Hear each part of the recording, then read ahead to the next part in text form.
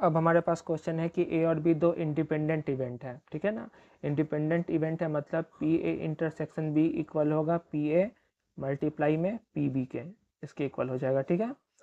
और probability of ए दिया हुआ है 1/3, प्रोबेबिलिटी ऑफ बी दिया हुआ है 1/4। तो हम लोगों को बताना है probability of B not by A, मतलब ए हो गया है तो बी के नहीं होने का प्रोबेबिलिटी, ठीक है।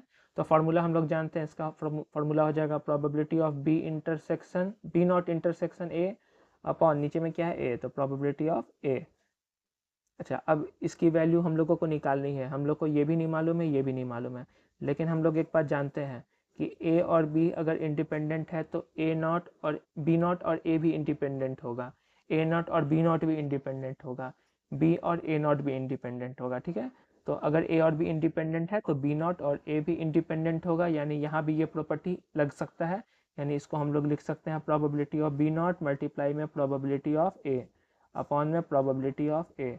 तो प्रोबेबिलिटी ऑफ ए कैंसिल हो गया, अगर वैल्यू भी रखते तो फिर कैंसिल हो जाता।